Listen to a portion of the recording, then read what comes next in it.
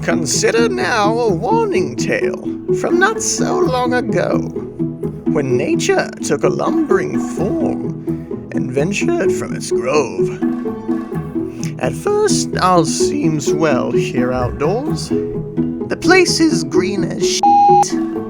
The skies are clear, and the ozone here is almost adequate. But nature spies a plastic bag. It isn't very pleased.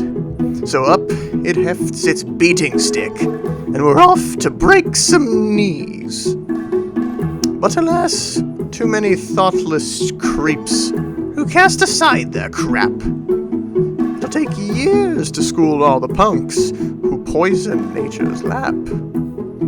So nature wrote this poem here to address the human masses. Hey litterbugs, Big Mama Nature is coming for your asses.